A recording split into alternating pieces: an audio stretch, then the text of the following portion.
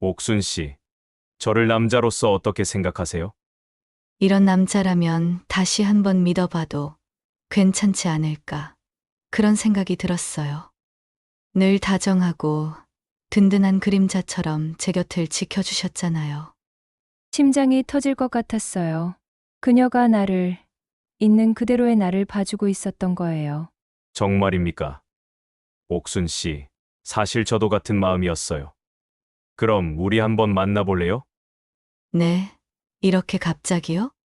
뭐가 빠르고 갑자기입니까? 우리가 서로 얼굴 본 지도 반년이 다 되어가고, 우리 집에도 아무렇지 않게 들락날락하는 사이 아닙니까? 그리고 우리 나이가 얼마인데, 언제 어떻게 될지 모르는 게 인생인데, 1분 1초가 아깝지 않으세요? 우선 연애부터 시작해보고, 서로 정말 아니다 싶으면, 그때 가서 다시 생각하면 될 일 아니겠어요? 그날 밤, 우리는 마치 오랫동안 가뭄에 시달린 돼지가 단비를 만나듯 뜨거운 밤을 보냈죠. 얼마 만에 느껴보는 살갗의 온기였는지 거침이 없었어요. 수년간 목말라 있던 서로의 외로움과 상처를 씻어주기라도 하듯 우리는 서로를 미친 듯이 탐하고 위로했거든요. 그날의 밤은 서로에게 신선한 충격이자 잿빛, 세상 속에서 드디어 기댈 수 있는 반려자를 만났다는 기쁨과 황홀함 그 자체였어요. 다음 날 아침, 잠에서 깨자 그녀가 제 팔을 베고 누워 저를 보며 다정하게 말을 건네더군요. 창식 씨, 어젯밤 당신 품에서 잠드는데 여기가 내가 있어야 할 곳이구나 싶었어요. 저는 확신이 생겼어요. 제 남은 인생, 당신과 함께하고 싶어요. 저는 그녀를 힘껏 끌어안았습니다. 그래 주신다면 저야 너무 고맙죠. 내 인생의 마지막 선물입니다. 당신은 안녕하세요. 올해로 58, 박창식이라고 합니다. 평생을 보일러관 만지고 렌치 돌리며 살아온 보일러 설비업을 하는 호라비예요. 3년 전이었어요. 제 세상의 기둥뿌리였고 숨 쉬는 이유였던 아내가 지병으로 먼저 세상을 등졌거든요. 젊은 시절 남들 데이트할 때 저희 부부는 도시락 2개 싸들고 새벽같이 현장으로 나섰습니다. 그렇게 허리띠를 졸라매고 손에 기름때가 마를 날 없이 악착같이 모은 재산이었죠. 이제는 다 컸다고 어깨에 힘주고 다니는 자식들은 증여라는 급기엔 번지르르한 이름으로 그것들을 낼름받아갔어요. 입으로는 아버지 고맙습니다 했지만 그뿐이었습니다. 명절이나 생일처럼 달력에 빨갛게 표시된 의무의 날이 아니면 이 늙은 아비 목소리 한 번 들으려 전화하는 법이 없더군요. 아내가 죽기 직전 가쁜 숨을 몰아쉬면서도 제 손을 잡고 소원이라던 신축 아파트가 있었어요. 당신 살아생전엔 기어이 보여주지 못했는데 1년 전 준공이 떨어져서 저 혼자 입주하게 됐죠. 딱 25평이었는데 아내와 둘이 살았다면 서로의 온기로 아늑했을 그 공간이 홀로 남은 제게는 시베리아 벌판처럼 광활하고 춥더라고요. 매일 저녁 고된 노동에 지친 몸을 이끌고 현관문 비밀번호를 눌렀습니다. 띠띠띠띠 문이 열립니다. 기계음이 끝나고 문을 열면 저를 반기는 건 사람, 온기라곤 한 점 없는 냉랭한 공기와 호라비 특유의 퀴퀴한 냄새뿐이었거든요. 40대 후반부터는 먹고 사는 게 전쟁이라는 핑계로 살부대끼며 술잔을 기울이던 친구들과도 자연스레 멀어졌고요. 이제는 가슴에 돌덩이처럼 박힌 응어리를 털어놓을 사람 하나 곁에 없었네요. 저녁은 늘 편의점에서 사온 도시락이나 컵라면으로 허기를 때웠습니다. 맛을 느끼기보다는 생존을 위한 연료 주입에 가까웠죠.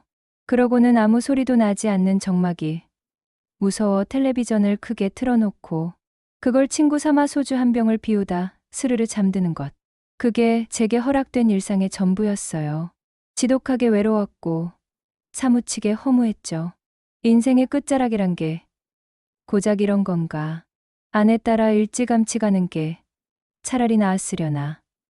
밤마다 몹쓸 생각들이 독버섯처럼 마음 한구석에서 피어오르곤 했거든요. 그러던 어느 날이었어요. 지방 현장 일을 마치고 동료 각 씨와 함께 다 낡은 트럭을 몰고 서울로 올라오던 길이었죠. 온몸이 삭신처럼 쑤셔 어서 집에 가서 찬물에 발이라도 담그고 싶다는 생각뿐인데 박 씨가 옆구리를 쿡 찌르며 실없는 웃음을 흘리더라고요. 이봐, 박 사장. 이대로 그냥 들어가면 섭섭하지? 우리 동네에 새로 생긴 국밥집 하나 있는데 거기서 딱 한 잔만 하고 가자고. 국물 맛도 끝내주지만 주인 여자가 아주 그냥 죽여준다니까. 국물 맛은 그렇다 쳐도 주인 여자가 어떻게 죽여준다는 거야?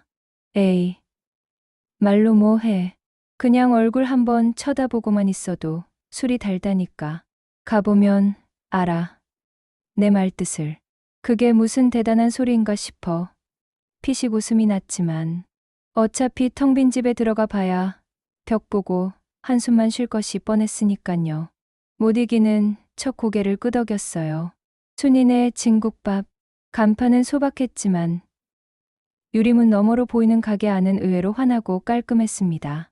늦은 시간인데도 손님들로 북적이며 뚝배기 끓는 김이 뿌옇게 서려 있었죠. 박 씨가 구석에 자리를 잡고 앉아 턱짓으로 주방 쪽을 가리켰어요. 저기 봐봐, 박 사장. 어때? 순간 숨을 헙 하고 멈췄습니다. 참으로 고운 사람이더라고요. 뚝배기를 나르고 행주로 상을 닦는 흔한 국밥집 안악이라고는 도저히 믿기지 않을 만큼 희고 맑은 피부에 단아한 이목구비였죠. 분주하게 움직이면서도 흐트러짐 없는 몸가짐은 식당 주인이기보다 좋은 집안에서 곱게 자란 부잣집 사모님 같다는 생각이 들 정도였어요. 우리처럼 작업복에 먼지투성이 막 일구는 말 한마디 붙이기도 어려울 것 같은 기품이 흘렀거든요. 그런데 저와 눈이 마주치자 그녀가 망설임 없이 저희 테이블로 다가와 환하게 웃으며 인사를 건네는 게 아니겠어요. 어서 오세요. 살짝 휘어지는 눈꼬리와 양쪽으로 시원하게 올라가는 입꼬리. 그 미소는 지난 수년간 아내를 잃고 회색빛으로 굳어버렸던 제 세상에 난데없이 무지개를 뿌리는 듯했죠. 꽁꽁 얼어붙어 존재조차 잊고 있던 연애 세포라는 것이 정말 있다면 겨울잠에서 깨어난 곰처럼 그것들이 일제히 기지개를 켜는 기분이었습니다. 저도 모르게 마음의 빗장이 풀리며 바보처럼 흐뭇한 미소를 짓게 만드는 그런 기분 좋은 얼굴이었어요. 이분은 몇 번 뵌 것 같고 이쪽 분은 처음 오셨죠? 제가 국밥 아주 맛있게 진하게 말아드릴 테니 잠시만 기다리세요. 아, 네 감사합니다. 어버버하며 대답하는 제 모습이 우스웠을 거예요. 그녀가 주방으로 돌아가자 박 씨가 의기양양하게 어깨를 으쓱하더군요. 박 사장, 내 말이 맞지? 끝내주지? 주인이 인물이 참 곱네. 연예인 같아. 인물만 좋은 게 아니야. 마음씨도 비단결이라니까. 자네가 저 여자 마음씨 좋은지는 또 어떻게 아나? 몇 번 와봤다고. 아니, 이 양반아. 오면 서비스도 팍팍 주고 가끔 술도 한 잔씩 따라주고 한단 말이야. 정말 술을 따라준다고? 뭐, 다 장사 수완이지. 우리 같은 아저씨 손님들 단골 만들려고 그러는 거겠지. 아무리 그래도 아무한테나 술을 따라주는 건 좀 그렇지 않나. 요즘 세상에 술 한 잔 따르는 게 뭐 그리 대수라고. 몸 파는 것도 아닌데. 자네는 너무 보수적이야. 옛날 사람이라니까. 하하. 내가 좀 옛날 사람이긴 하지. 잠시 뒤 김이 모락모락 나는 국밥 두 그릇이 나왔어요. 그녀는 뚝배기를 내려놓으며 우리에게 물었죠. 국물 드셔보시고 싱거우면 언제든지 말씀하세요. 그리고 첫 잔은 제가 따라 드리고 싶은데 괜찮으세요? 아이고, 사장님이 주시면 괜찮고 말고요. 영광이죠. 박 씨가 기다렸다는 듯 신나서 술잔을 그녀 앞으로 쑥 내밀었어요. 나는 꽉 채워주세요. 넘치기 직전까지. 아유, 알겠습니다. 최대한 꽉 채워볼게요. 그녀가 제게도 눈길을 주며 묻더군요. 사장님도 한 잔 받으세요. 아, 네. 드셔보시고 맛있으면 다음에도 꼭 들러주세요. 그러면서 제 어깨를 한번 툭 하고 가볍게 치고 가는 게 아니겠어요. 정말이지 스쳤다고 해야 할 가벼운 손길이었는데 그 순간 쿵 하고 심장이 발밑까지 내려앉는 듯 했습니다. 텅 비어 냉기만 돌던 가슴에 따뜻한 온기가 화롯불처럼 확 퍼지는 기분이었거든요. 혹시 내게 관심이 있나? 하는 설렘과 아니야. 이건 그냥 손님 관리 차원일 뿐이야. 하는 이성이 머릿속에서 사투를 벌였죠. 그날 밤 저는 오랜만에 잠을 설쳤어요. 눈을 감으면 그녀의 환한 얼굴과 다정한 눈웃음이 자꾸만 아른거렸으니깐요. 이웃집에서 꽤 먼 거리였지만 저는 매일 저녁 그 국밥집을 찾았습니다. 퇴근길의 목적지가 텅 빈 집이 아닌 온기가 있는 국밥집이 되었다는 것만으로도 하루를 버틸 힘이 났거든요. 어머, 사장님, 또 오셨네요. 어서 오세요. 언제나 그녀는 저를 기억하고 상냥하고 갈게 인사를 건넸어요. 저는 그저 구석자리에 앉아 묵묵히 국밥 한 그릇에 소주 한 병을 비우고 돌아왔지만 그녀의 인사를 받고 그녀가 바쁘게 움직이는 모습을 눈에 담는 것만으로도 하루의 피로가 씻겨나가는 듯했죠. 그렇게 3개월을 넘게 마치 출근, 도장을 찍듯 하루도 빠지지 않고 그 가게를 찾았어요. 그러던 어느 날 된통 지독한 감기 몸살에 걸려서 며칠 동안 꼼짝도 못하고 집에만 틀어박혀 지냈습니다. 온몸에 뼈마디가 쑤시고 머리가 깨질 듯 아팠죠. 혼자 아프다는 것이 이렇게까지 서러운 일인지 아내가 떠난 후 처음으로 뼈저리게 느꼈어요. 그때였습니다. 저장되지 않은 낯선 번호로 전화가 걸려온 것이. 여보세요? 사장님. 저예요. 순인의 국밥. 아, 그녀의 목소리였습니다. 멎었던 심장이 다시 한번 쿵 하고 세차게 뛰었죠. 아, 네, 사장님. 어쩐 일로 전화를 다 주셨어요? 아니, 매일 오시던 분이 며칠째 가게에 안 보이시니까 혹시 무슨 일이라도 생겼나 싶어서요. 걱정돼서 궁금해하던 차에 마침 박 사장님이 가게에 오셨길래 연락처 좀 알려달라고 졸랐어요. 실례가 안 됐다면 좋겠는데. 아, 아니에요. 그러셨구나. 제가 지금 감기 몸살이 심하게 걸려서요. 며칠 더 꼼짝 못할 것 같아요. 어머나, 세상에.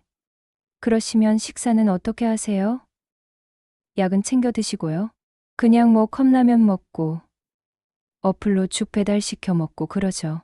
아이고, 아픈 사람이 그걸로 기운이 나겠어요. 주소 좀 문자로 보내주세요. 제가 뜨끈한 국밥이라도 끓여서 가져다 드릴게요. 아니, 배달까지 하시나 봐요? 단골이신데 아프시다는데 이 정도는 해드려야죠. 부담 갖지 마시고 주소 보내주세요. 잠시 망설였습니다. 돼지우리 같은 집안 꼴이 창피하기도 했지만 그녀를 볼 수 있다는 생각에 그리고 그 따뜻한 국밥이 사무치게 그리웠기에 결국 주소를 문자로 보냈죠. 얼마 지나지 않아 초인종이 울리더라고요. 띵동. 천근만근인 몸을 힘겹게 일으켜 문을 열자 양손 가득 먹을 거리를 들고 그녀가 서 있었습니다. 어서 오세요.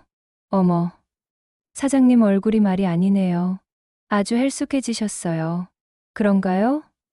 며칠 알았더니 살도 좀 빠진 것 같고 제대로 씻지도 못해서 꼴이 말이 아니죠. 이래서 남자는 나이 들어 혼자 살면 안 된다니까. 일단 들어갈게요. 어서 와서 뜨끈할 때 한술 뜨세요. 그녀는 마치 제 집이었던 것처럼 익숙하게 부엌으로 들어가 그릇을 찾고 테이블 위에 국밥과 담근 듯한 김치를 차려주었습니다. 그러면서 또 그 환한 눈웃음을 지으며 저를 쳐다보는 게 아니겠어요. 많이 아프셨나 봐요. 입맛 없어도 억지로라도 좀 드셔야 기운 차려요. 순간 지독했던 몸살 기운이 씻은 듯 사라지고 갑자기 몸에 불끈 힘이 솟는 기분이었습니다. 남자는 숟가락 들 힘만 있어도 여자 생각을 한다던 옛말이 떠오르며 나도 아직 죽지 않았구나 하는 낯뜨거운 생각이 들었죠. 저런 여자랑 한 집에 살면 어떤 기분일까? 매일 저 웃음을 보며 하루를 시작하고 마감한다면 잿빛 같던 내 인생도 다시 총천연색으로 빛날 수 있지 않을까? 찰나의 별의별 상상이 다 스쳐갔어요. 참, 계산해야죠. 얼마입니까? 아니에요. 괜찮아요. 이건 그냥 서비스예요. 아픈 사람한테 돈 받는 거 아니에요. 그래도 받으셔야죠. 국밥 한 그릇 팔아서 얼마나 남는다고 이걸 서비스로 줘요. 정말이에요. 제가 드리고 싶어서 가져온 거니까. 부담 갖지 마시고 맛있게만 드셔주세요. 아, 네, 그럼 정말 잘 먹겠습니다. 이 은혜는 다음에 꼭 갚을게요. 그녀가 갑자기 안방 쪽을 힐끗 보더니 혀를 찼어요. 아니, 저게 다 뭐예요? 청소는 하나도 안 되어 있고, 빨래는 온 바닥에 널브러져 있고, 이거 사람 사는 집 맞아요? 하며 갑자기 바닥에 널린 제 옷가지들을 주워 담는 게 아니겠어요. 그 중에는 속옷도 있었고요. 그러다 갑자기 오른손 집게 손가락으로 코를 막는 신용을 하더니, 어이구, 이 꿉꿉한 냄새. 멀쩡한 사람도 여기서 지내면 없던 병도 생기겠네요. 그러면서 김 사장님, 이거 하루 이틀 안 씻는 냄새가 아닌데요. 아주 냄새가 온 집에 배었어요. 집은 새 집인데 이 고약한 냄새는 도대체 뭐람. 이게 진짜로 말로만 듣던 호라비 냄새인가. 그 모습의 묘한 설렘과 극심한 당혹감이 뒤섞여 먹고 있던 국밥에 체할 뻔했네요. 아, 그냥 두세요. 제가 나중에 다 할게요. 뭘 나중에 해요. 아픈 사람이 어떻게 이걸 다 치워요. 이왕 집까지 온 거. 정리정돈만 조금 하고 갈게요. 이런 먼지 구덩이에서 주무시면 병이 더 심해져요. 솔직히 그때는 그녀를 더 이상 말릴 힘도 의지도 없었어요. 그녀는 익숙하고 야무진 손놀림으로 거실을 정리하고 싱크대에 쌓여있던 설거지를 하고 냄새나는 빨래를 세탁기에 넣었죠.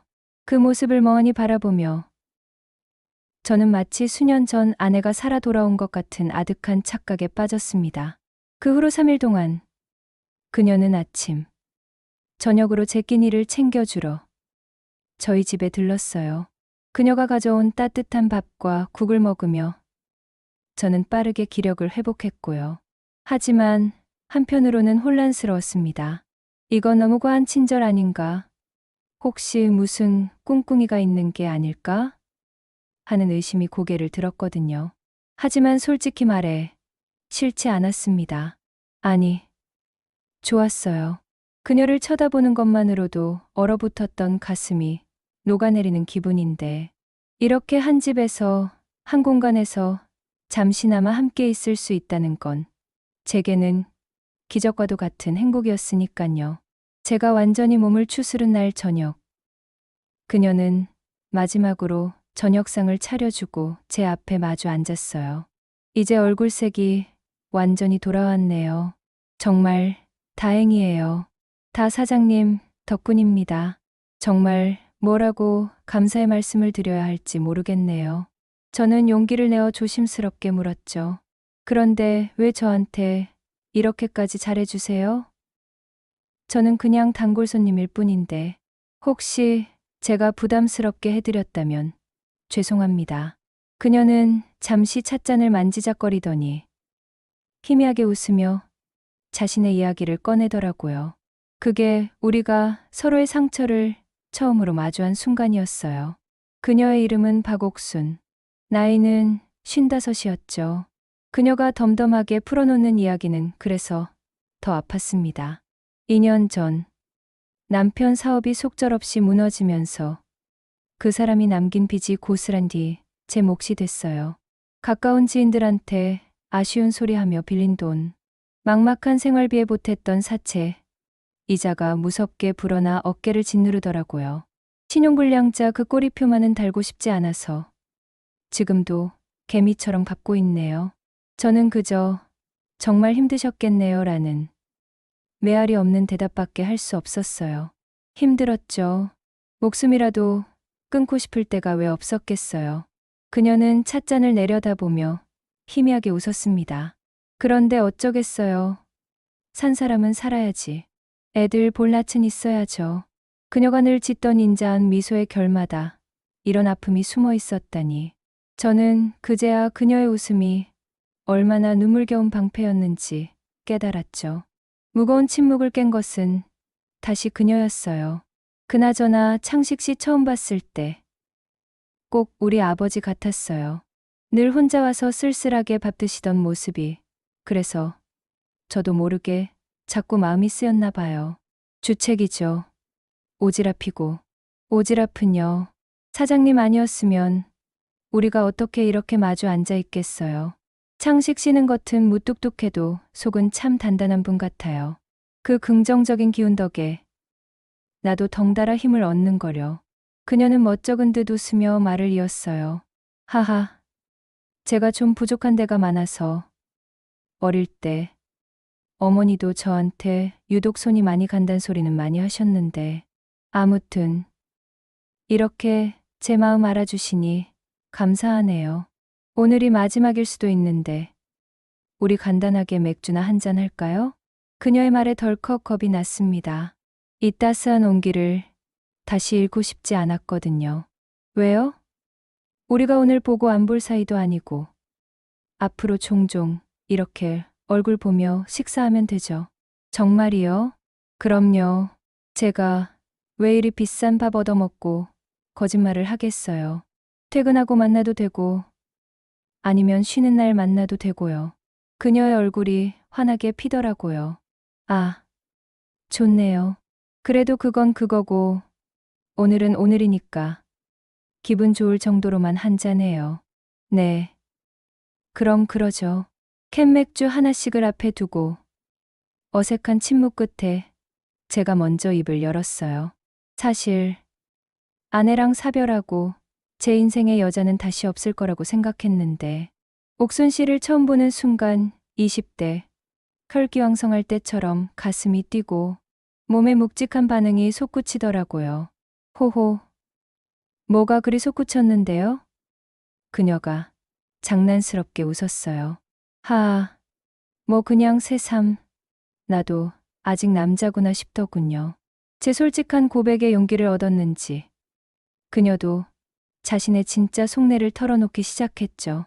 솔직히 저도 그래요. 남편과 이혼하고 남은 건 빚뿐이라 먹고 살려고 언니가 하던 국밥집에서 일을 시작했어요.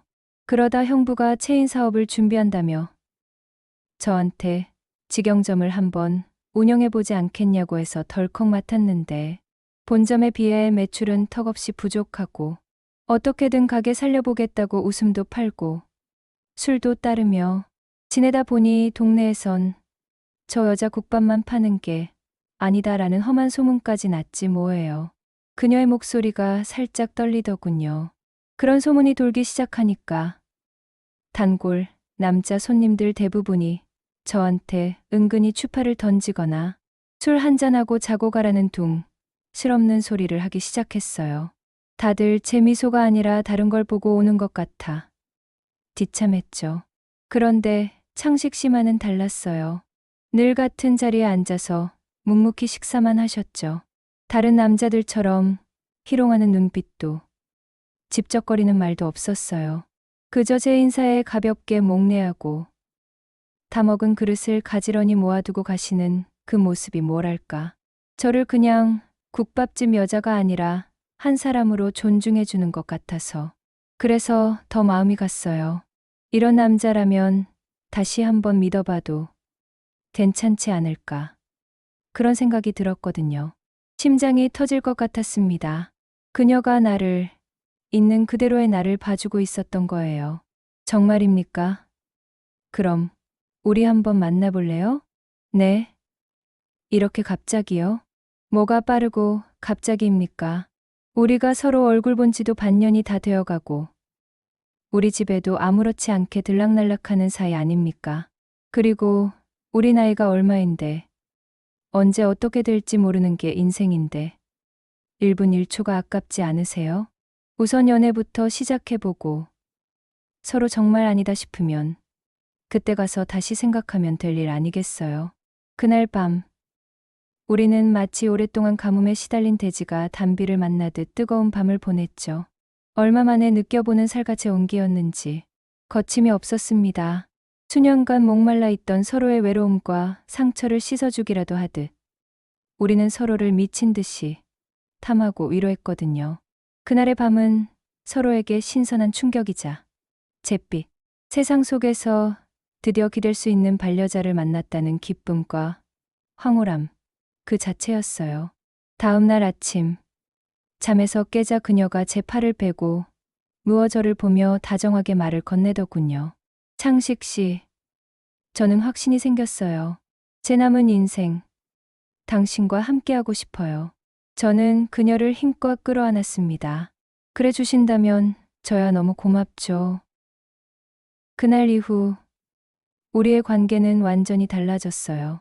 저는 더 이상 쓸쓸한 손님이 아니었고 그녀도 위태로운 국밥집 주인이 아니었죠. 가게 문을 닫으면 함께 집 근처 공원을 산책했고 주말에는 낡은 차를 몰고 교회로 나가 맑은 공기를 마셨습니다. 텅 비었던 제 집은 그녀가 가져다 놓은 작은 화분과 그녀의 웃음소리로 조금씩 채워져 갔어요. 하지만 우리의 행복을 시기하는 시선도 있었습니다. 바로 저를 옥순 씨에게 소개해줬던 박 씨였죠. 이봐, 박 사장. 자네 요즘 그 여자한테 단단히 홀렸더군. 조심해. 그 여자 빚이 한두 푼이 아니라는 소문이 동네에 파다해. 그러다 자네 그 아파트까지 홀라당 넘기는 거 아니야? 쓸데없는 소리 하지 마. 자네가 옥순 씨에 대해 뭘 안다고 그런 막말을 해. 내가 뭘 몰라? 내가 소개해줬잖아. 처음엔 고맙다고 술 사겠다더니 이제 와서 나한테 성질이야? 세상 물정 모르는 순진한 소리. 돈 앞에 장사 없어. 이혼하고 빚까지 있는 여자가 뭐가 아쉬워서 자네 같은 늙은 호라비한테 찰싹 붙겠어. 다 자네 돈 보고 그러는 거지. 박 씨의 말은 비수처럼 날아와 가슴에 박혔습니다. 불안감보다 분노가 치밀었죠. 사람 마음을 돈으로만 재는 자네가 뭘 알겠어. 그 사람이 나한테 어떤 위로가 되어주는지 자네는 평생 모를 거야. 다시는 내 앞에서 옥순 씨 험담하지 마. 친구로 지내고 싶으면 진짜 문제는 제 아들에게서 터졌어요. 박 씨에게서 무슨 말을 전해 들었는지 어느 날 아들이 굳은 얼굴로 저를 찾아왔더군요. 아버지, 이게 다 사실이에요? 웬 국밥집 여자한테 빠져서 정신 못 차리신다는 게? 재혁아, 말 함부로 하지 마라. 그분, 내 아버지한테는 아주 고맙고 소중한 사람이다. 고마운 사람이요? 빚더미에 앉은 꽃뱀이라는 소문은 못 들으셨어요? 아버지, 제발 정신 좀 차리세요. 평생 어머니랑 고생해서 모은 재산. 저런 여자한테 다 갖다 바치실 작정이세요? 어머니 소원이던 이 아파트마저 뺏기고 길거리에 남고 싶으세요? 내가 그 사람에 대해 뭘 안다고 함부로 짓거려. 내 엄마 떠나고 내가 이 집에서 어떻게 살았는지 내가 한 번이라도 제대로 들여다본 적 있어? 그렇다고 아무 여자나 만나시면 어떡해요? 어머니가 하늘에서 피눈물 흘리고 계실 겁니다. 이건 어머니에 대한 배신이에요. 가슴이 무너져 내렸습니다. 하지만 저는 옥순 씨를 포기할 수 없었어요. 그녀는 제게 다시 살아갈 이유를 준 사람이었으니까요. 내 인생은 내가 결정한다. 내가 걱정하는 그런 일 절대 없을 거다. 그리고 옥순 씨와 내 엄마를 비교하지 마라. 두 분 다 나에게는 더없이 소중한 사람이야. 선택하세요. 그 여자예요. 아니면 저예요? 아들은 제게 냉정하게 최후 통첩을 날리더군요. 저는 결국 고개를 떨굴 수밖에 없었어요. 그렇다면 내 선택을 존중하마. 그러니 너도 내 선택을 존중해다오. 좋아요. 그럼 오늘부로 아버지 아들 노릇은 여기서 끝입니다. 나중에 후회하고 연락하지 마세요. 아들은 차갑게 돌아서 나갔고 현관문이 쾅 닫히는 소리와 함께 제 세상도 무너지는 것 같았습니다. 그날 밤 옥순 씨에게 모든 것을 털어놓자 그녀가 눈물을 뚝뚝 흘리면서 말하더라고요. 저 때문에 아드님과 연을 끊게 되셨군요. 제가 뭐라고 창식 씨 부자 사이를 갈라나요. 전 그런 죄 못 지어요. 제가 떠나야겠어요. 제가 창식 씨 인생에 걸림돌이 되면 안 되죠. 저는 그녀의 손을 꽉 잡았어요. 떠나긴 어딜 떠나. 당신 없으면 난 다시 그 텅 빈 집에서 컵라면에 소주 마시는 시체로 돌아갈 뿐이야. 그게 내가 원하는 삶 같아? 하지만 아드님은요, 평생 안 보고 사실 거예요? 재혁이도 언젠간 이해할 날이 올 거야. 아니, 이해 못해도 어쩔 수 없어. 이건 내 인생이야, 옥순 씨. 내 남은 인생. 당신 웃는 거 보면서 살고 싶어. 우리 아무도 우리를 모르는 곳으로 가서 새로 시작하면 안 될까? 며칠을 눈물로 고민하던 옥순 씨는 결국 고개를 끄덕였죠. 우리는 모든 것을 정리하기로 했습니다. 저는 아들이 그토록 지키고 싶어 하던 아내의 마지막 꿈이 서려 있던 아파트를 팔았고, 옥순 씨도 고생만 하던 국밥집을 정리했어요. 그리고 바다가 보이는 남쪽 조용한 마을에 작은 집을 얻었고요. 이사 온 지 1년이 됐네요. 우리는 집 앞 작은 텃밭을 가꾸고 매일 함께 바닷가를 산책하며 평화롭게 지내고 있어요. 옥순 씨는 여전히 웃음이 많고 저는 그녀의 웃음소리를 들으며 아침을 맞습니다. 우리는 함께 장을 보고 함께 밥을 짓고 서로의 아픈 등을 두드려주며 잠이 들죠. 해질녘 붉게 물드는 바다를 바라보며 옥순 씨가 제 손을 꼭 잡고 묻더군요. 후회 안 해요, 창식 씨. 나 때문에 아들도 등지고 평생 일군 재산 다 버리고 여기까지 와서. 저는 그녀의 손을 마주 잡고 주름진 얼굴로 환하게 웃으며 대답했어요. 전혀. 이렇게 매일 당신 얼굴 보고 당신이 해준 따뜻한 밥 먹는데 내가 무슨 후회를 해. 내 인생의 가장 잘한 선택이었어. 인생의 황혼기에 찾아온 사랑이었죠. 세상은 손가락질했고 하나뿐인 아들마저 등을 돌렸습니다. 하지만 우리는 서로를 지키기 위해 모든 것을 버릴 용기를 냈어요. 그리고 지금 우리는 그 누구보다도 행복합니다. 잿빛으로 가득했던 제 텅 빈 집에 박옥순이라는 사람이 찾아와 비로소 따뜻한 온기를 가득 채워주었으니깐요. 사실 여기에는 누구에게도 말 못한 비밀이 하나 있습니다. 아파트를 팔고 남은 돈 대부분은 옥순 씨의 빚을 갚는 데 썼네요. 그녀의 어깨를 짓누르던 그 무거운 짐을 제가 조금이라도 덜어주고 싶었거든요. 하지만 저는 단 한순간도 후회하지 않아요. 이 행복이 영원하면 더할 나위 없이 좋겠지만 설령 언젠가 끝나더라도 후회는 없을 겁니다. 솔직히 이런 선택의 기로에 섰을 때 왜 두렵지 않았겠어요. 남들처럼 안정된 노후를 걷어차고 불확실한 도전을 해야 하니 말이죠.